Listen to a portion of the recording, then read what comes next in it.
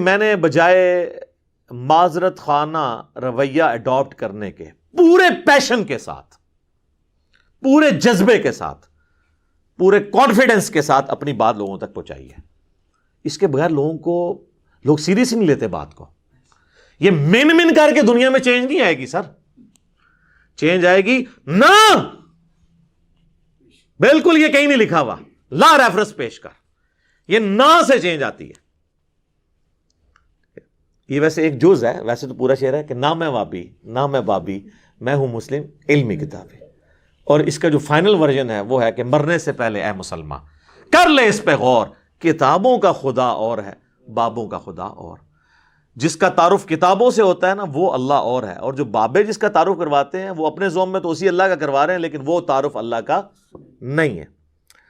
تو چونکہ میں پورے کانفیڈنس سے بات کرتا ہوں تو بعض اوقات لوگ یہ بھی سمجھتے ہیں یہ تکبر میں کر رہا ہے. نہیں، تکبر نہیں، یہ میرے ایمان کا تقاضا ہے.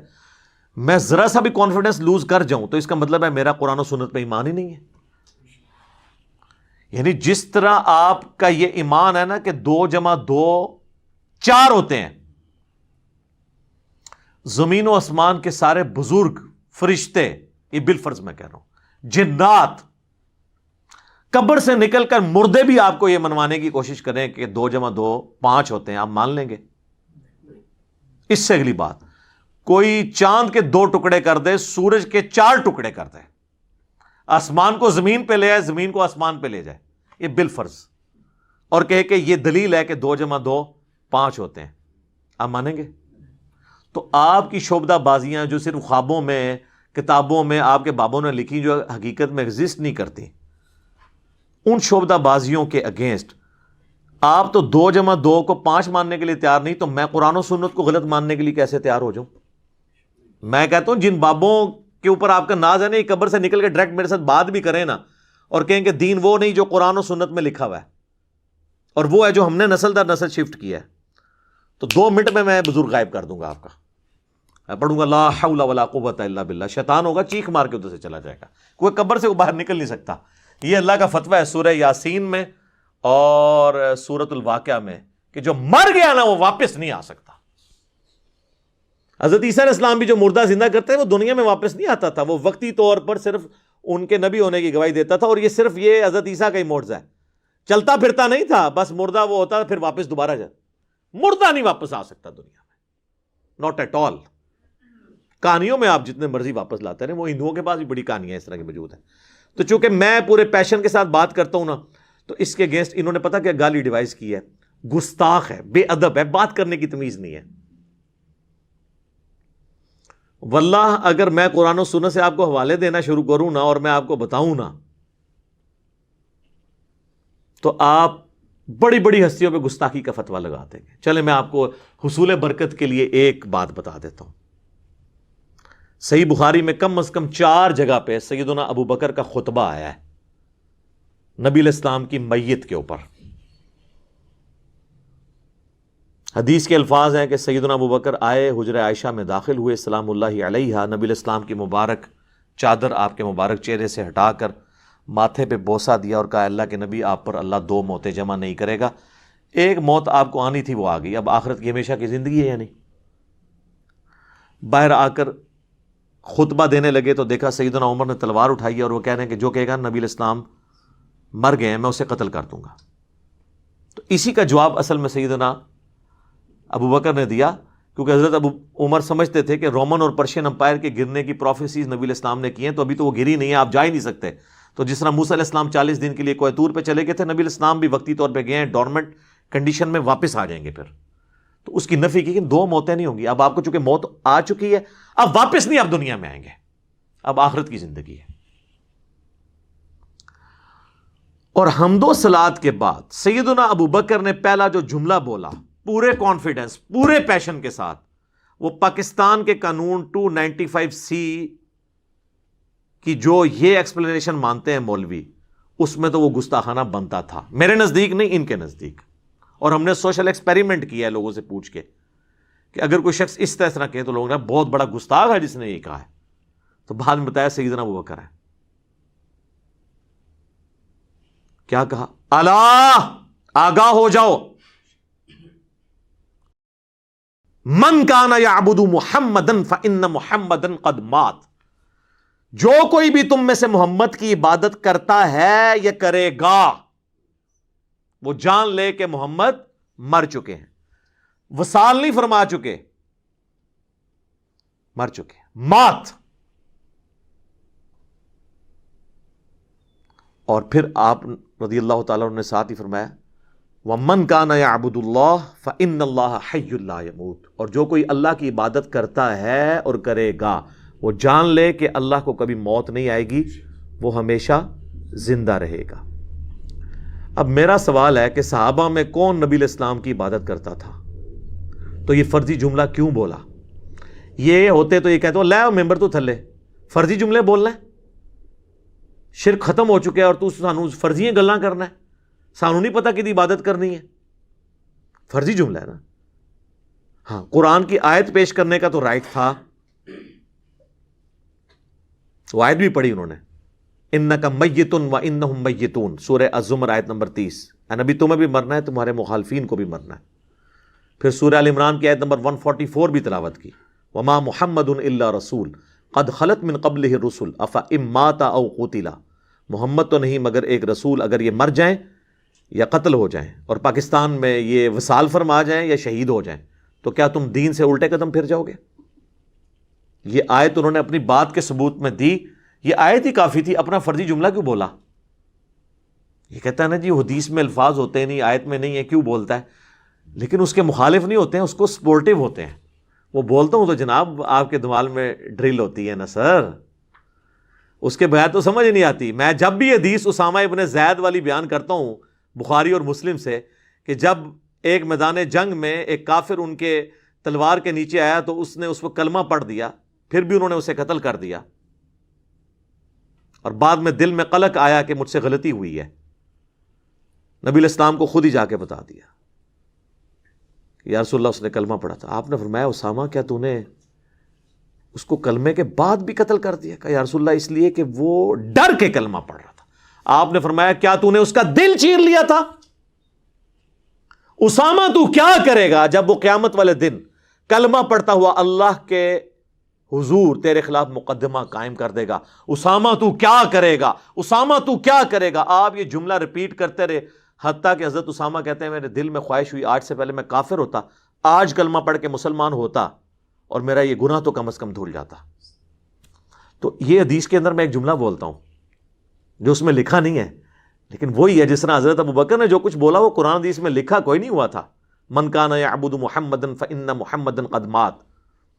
تو میں کیا جملہ بولتا ہوں کہ حضرت اسامہ نے یہ نہیں کہا کہ جی یا رسول اللہ میں نے دل چیر لیا تھا کیونکہ میرے گھوڑے کے قدموں سے جو خاک اڑے گی اور وہ میرے گھوڑے کے نتنوں میں بیٹھے گی، اس کو بھی کوئی امت کا بڑے سے بڑا بزرگ غوث کتب ولی نہیں پہنچ سکتا، اور وہ تو سارے دل کا حال جان لیتے ہیں، ان کو تو کشف القبور بھی ہو جاتا ہے، تو میں تو ان کا امام ہوں، جی یا رسول اللہ میں نے دل چیر کے دیکھ لیا تھا، میرے سے تو کوئی چیز چھپی نہیں رہی، مجھے تو علم غیب بھی ہے۔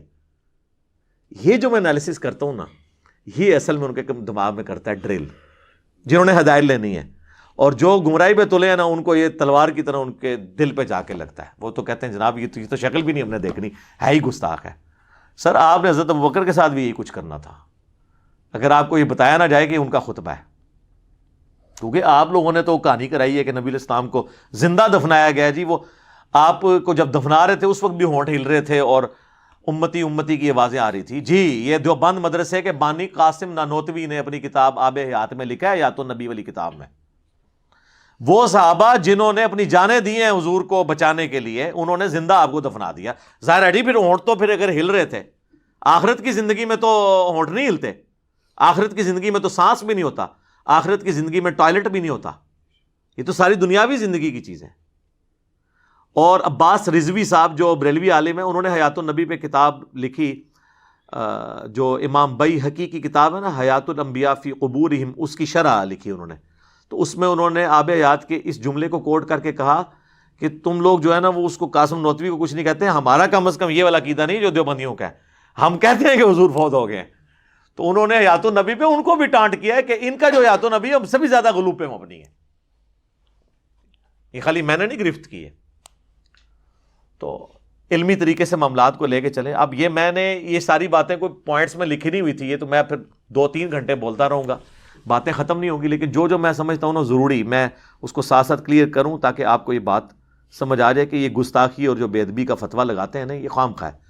حالانکہ آپ لوگ گواہ ہیں, میں ہمیشہ اعلیٰ حضرت امام احمد رضا بریلوی صاحب کہتا ہوں, حالانکہ مجھے کئی لوگوں نے کہا اعلیٰ حضرت کیوں کہہ رہے ہیں, پھر کیا فرق پڑتا ہے؟ اگر اعلیٰ حضرت لفظ سن کے کوئی بندہ توحید ماننے کے لیے تیار تو میں جناب 10 دفعہ اعلیٰ حضرت کہنے کے لیے تیار ہوں, ٹھیک ہے, ان کے بقول ہے نا, کیا فرق پڑتا ہے؟ میں نے ہمیشہ کہا اشرف علی تھانوی صاحب, تو کیا یہ بریلوی علماء کہتے ہیں؟ دوسروں کو یہ کہتے ہیں مرحوم, اپنے کو کہتے ہیں رحمت اللہ علیہ, یہ انہوں نے نام رکھے ہوئے. ایون طارق جمیل صاحب جیسے ماڈریٹ شخصیت بھی انہوں نے کہا مولانا احمد رضا خان بریلوی مرحوم, انہوں نے بھی رحمت اللہ علیہ نہیں کہا, ان کی آڈیو ریکارڈنگ موجود ہے. اگر آپ کہتے ہیں نا وہ کہہ سکتے ہیں, ان کو کیا آپ کہتے ہیں؟ ہاں جی, کبھی نہیں کہیں گے سر. کیسے کہیں؟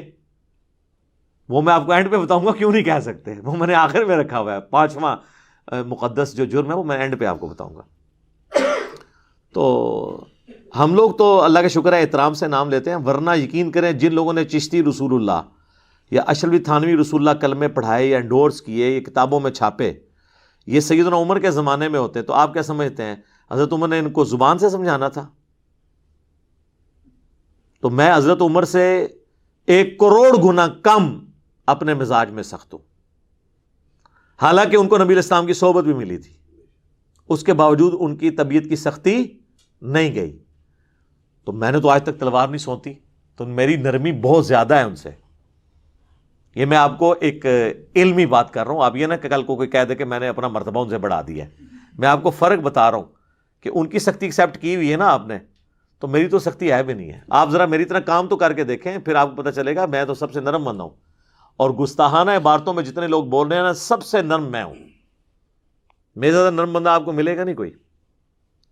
اور ٹی وی پہ آ کے لوگ بڑے بڑے نرم انداز میں بات کرتے ہیں, آپ الگ سے ان کی ذرا ویڈیوز دیکھ لیں, وہ لیک ہوتی ہیں تو پھر آپ کو پتہ چل جاتا ہے کہ کس قسم کی ویڈیوز ان کی لیک ہوتی ہیں.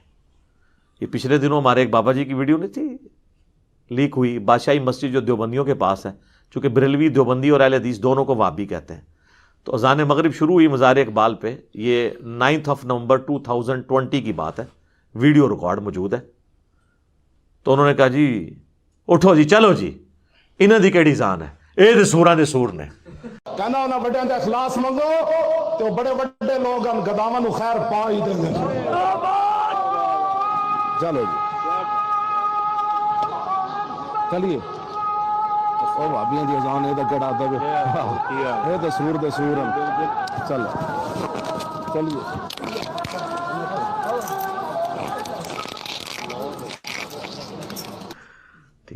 سر یہ اتنا بڑا انہوں نے اس جملے کی شرح پہ کتابیں لکھی جا سکتی ہیں جو انہوں نے کہا ہے. ایک انہوں نے سمندر کوزے میں بند کر دیا.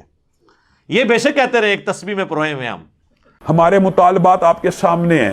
ہم آپ کو بارہا یہ کہہ چکے ہیں کہ اہل حدیث دیوبندی اور بریلوی اتحاد ایک تسبیح کی طرح ہو چکا ہے, ایک قوت اور طاقت بن چکا ہے. تو آڈی تسبیح ورڈ کیوں نہ پرے سٹی ہے, ٹھیک ہے, تو انہوں پھر بھی توفیق نہیں ہو رہی.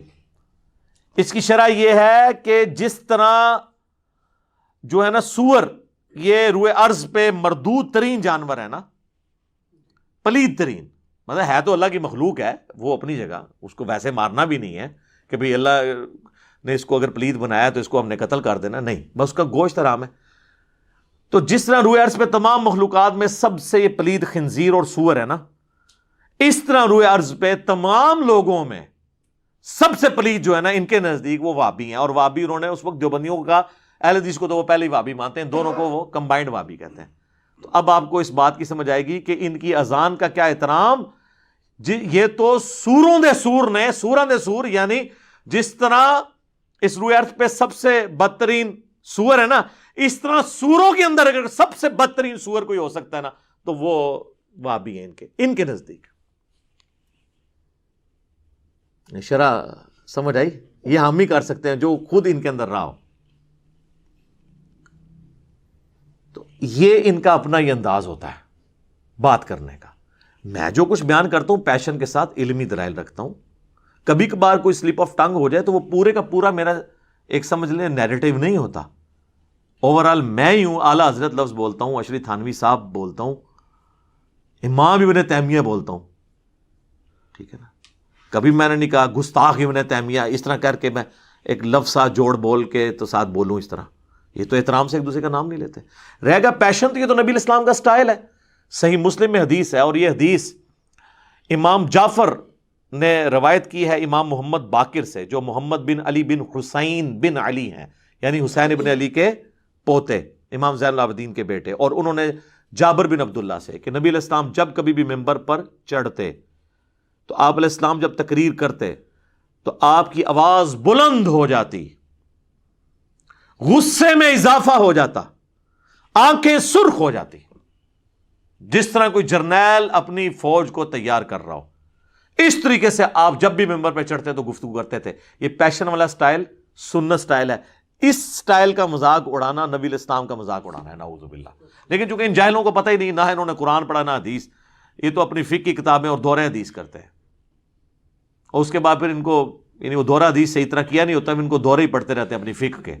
پورا دورہ حدیث کیا ہوتا تو ان کو کچھ پتہ چلتا, ان کو فقہ کے دورے پڑھتے رہتے ہیں. پھر یہ صحیح مسلم میں 2005 نمبر حدیث ہے.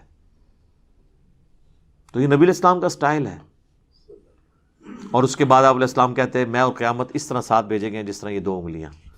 اور پھر آپ کہتے ہیں فَإِنَّ خَيْرَ الْحَدِيثِ كِتَابُ اللَّهِ وَخَيْرَ الْهَدِيِ هَدْيُ مُحَمَّدٍ صلی اللہ علیہ وآلہ وسلم وَشَرَّ الْأُمُورِ مُحْدَثَاتُهَا وَكُلَّ مُحْدَثَةٍ بِدْعَةٍ وَكُلَّ بِدْعَةٍ ضَلَالَةٍ وَكُلَّ ضَلَالَةٍ فِي النَّارِ. یہ آپ کا خطبہ ہوا کرتا تھا صلی اللہ علیہ وآلہ وسلم. اب لہٰذا کسی عالم دین کے ساتھ میرا کمپیریزن نہ کروائیں. کروانا ہے آپ نے پیشن کا تو ڈاکٹر اسرار صاحب سے کروائیں, تو آپ کو وہاں پہ بھی یہ سٹائل نظر آئے گا. رہ گیا میرے موضوعات, تو وہ تو دنیا میں کسی نے ان موضوعات کو ٹچ نہیں کیا, کیونکہ اس کے ساتھ تو بہت بڑی دنیاوی نقصانات, ایون جان کا نقصان جوڑا ہوا ہے. لہٰذا کہنا جی طارق جمیل صاحب کتنا میٹھا بولتے ہیں, جی مجھے وہ لیکچر بتائیں جس میں انہوں نے چشتی رسول اللہ اور اشرفی تھانوی رسول اللہ کا رد کیا اور بڑے میٹھے انداز میں لوگوں کو سمجھایا کہ یہ کلمات نہیں ہوتے, یا آپ بھی کہہ کے ریکارڈ کرواتے. تو آپ 2 مختلف چیزوں کو کمپیئر کروا رہے ہیں. آپ گولف کے بال کا مقابلہ کرکٹ کے بال کے ساتھ کروانا چاہ رہے ہیں, ان کے ٹاپکس ہی نہیں ہیں. چلیں آپ خود کر کے بتا دیں ذرا, پھر آپ کو پتہ چل جائے گا آپ کے ساتھ جو ہوگی کتنا عرصہ آپ سروائیو کریں گے. تو میں تو اللہ کا شکر ہے پھر بھی بڑا نرم ہوں.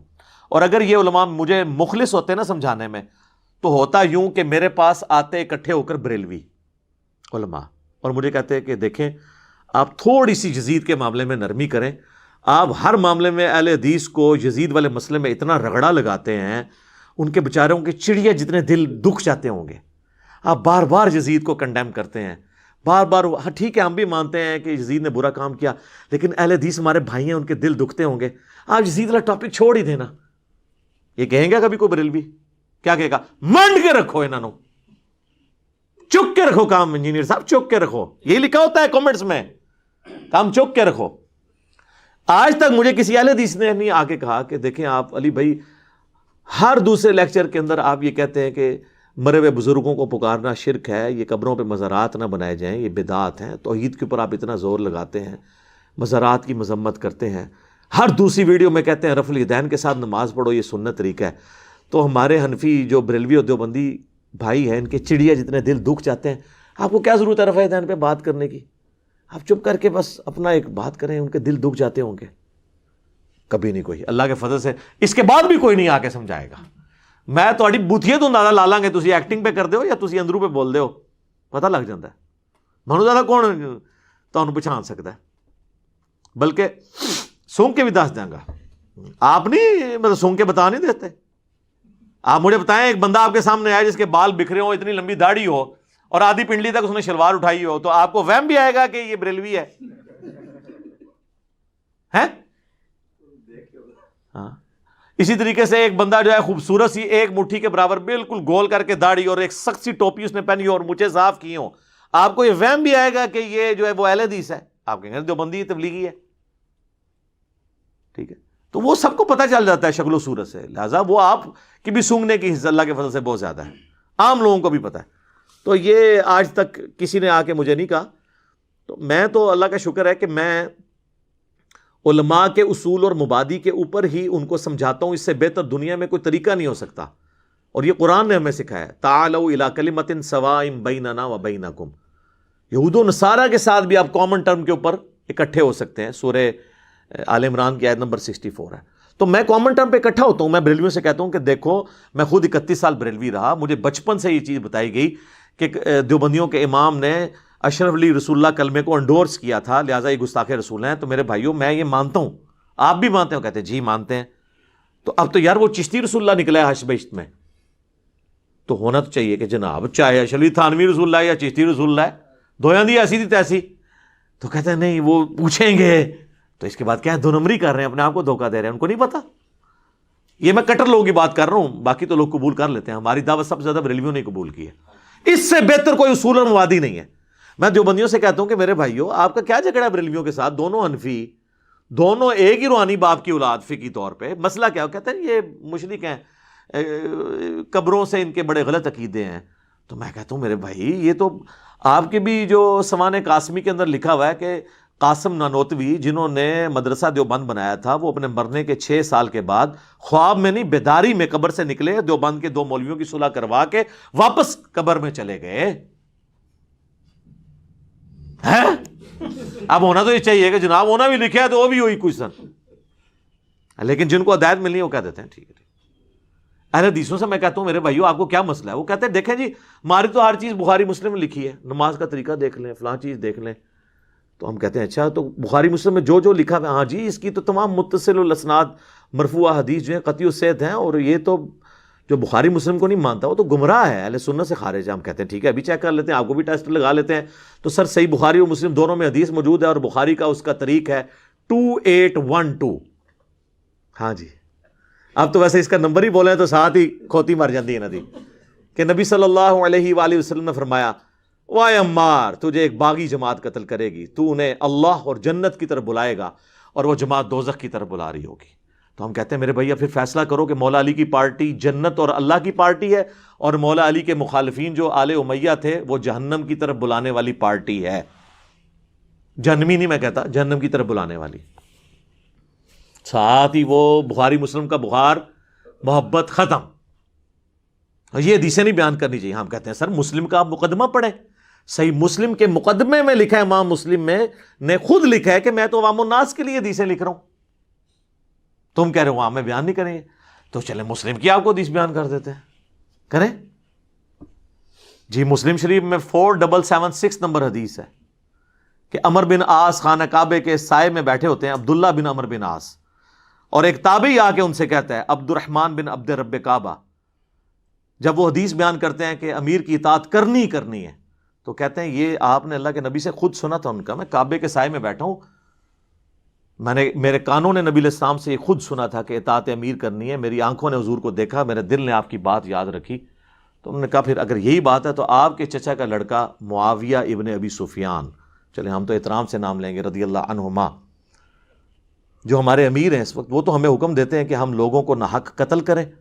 اور لوگوں کا مال حرام طریقے سے ہڑپ کریں، جبکہ سورہ نساء میں آیت نمبر 29 میں اللہ تعالیٰ فرماتا ہے کہ اپنوں کو مت قتل کرو، یعنی ایک دوسرے کو، یعنی ایک دوسرے مسلمان ہی ہوتا ہے نا، اس لیے اس کو کہا کہ اپنوں کو گویا قتل کرنا ہے، ایک دوسرے کو قتل کرنا، اور ایک دوسرے کا مال حرام طریقے سے ہڑپ مت کرو۔ اب ہمیں بتائیں ہم اللہ کی بات مانیں کہ یا معاویہ کی بات مانیں؟ تو وہ خاموش ہو جاتے ہیں۔ ان کا تو خیال ہے خاموش ہو کے انہوں نے کہا ہوگا تجھے ایران سے فنڈ آتا ہے، کہیں تو انجینئر کی ویڈیو تو نہیں دیکھتا، تو نے کہیں ڈائریکٹ تو نہیں حدیث پڑھ لی؟ تو وہ سر اٹھا کے کہتے ہیں کہ جن کاموں میں معاویہ تمہیں اللہ کے حکم کے مطابق چلاتا ہے اس میں ان کی اطاعت کرو، اور جس میں وہ مخالفت کرے تم اس کی نافرمانی کرو۔ یہ حدیث جب ہم مسلم سے بیان کرتے ہیں تو یہ ماننے کے لیے تیار ہو جائیں گے، اور اس سے بڑی حدیث صحیح مسلم کی 240، علی سے محبت نہیں رکھے گا مگر مومن، علی سے بغض نہیں رکھے گا مگر منافق۔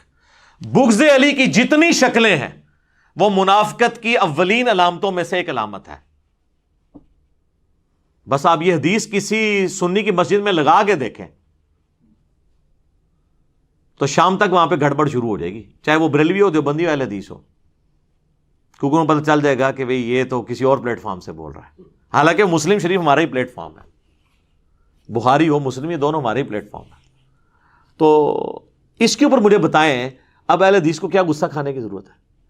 اسی طریقے سے اہل تشیع کی طرف آ جائیں، وہ تو خود اس چیز کا رونا روتے ہیں کہ آل امیہ کے دور پہ میں سیدنا علی پر ممبروں سے سب و شتم ہوتا تھا، تو تم نے وہی کام شروع کر دیا۔ میرے پاس تو کوئی شیعہ آتا، میں کہتا ہوں میرا تم سے بنیادی اختلاف یہ ہے کہ تم معاویہ کے ٹریک پہ اور میں علی کے ٹریک پہ ہوں۔ علی نے تو اپنے مخالفین کے لیے دعائیں بھی کی، ان کے جنازے بھی پڑھائے، اور اپنے ہاتھوں سے ان کو دفن بھی کیا، ان کی لاشیں اٹھائیں، ان پہ گریہ کیا، اور تم لوگ جو ہے وہ حضرت علی کے طریقے پہ نہیں چلتے ہو، اور ان لوگوں کے طریقے پہ چلتے ہو جنہوں نے 60 سال تک ممبروں پہ حضرت علی پہ لعنت کی، تم بھی صحابہ پہ لعنت کر کے انہی کے طریقے پہ ہو۔ تو آگے سے وہ بھی پریشان ہو جاتا ہے، اب اس سے بہتر اور کیا طریقہ ہے ان کو سمجھانے کا؟ تو ہم جس اصول اور مبادی، اسی کو میں نے اینٹی وینم، پھکی الزامی جواب نام دیا ہوا ہے۔ جیسے کوبرا سانپ کاٹ جائے نا تو اس کا علاج پھر کوبرے کے زہر سے ہوتا ہے، اسے کہتے ہیں وینم کا علاج اینٹی وینم، جو اس کے زہر سے بنتا ہے۔ تو میں اسی اصول کے اوپر ان کو جواب دیتا ہوں، اسے میں اینٹی وینم کہہ دیتا ہوں، پنجابی میں اسے پھکی کہہ دیتا ہوں، اردو میں اسے کہا جاتا ہے الزامی جواب، کہ ہاں بھئی اب اس پہ اگر یہ بات ہے تو تو بھی ماننا، تو یہ کسی کو برا نہیں لگنا چاہیے۔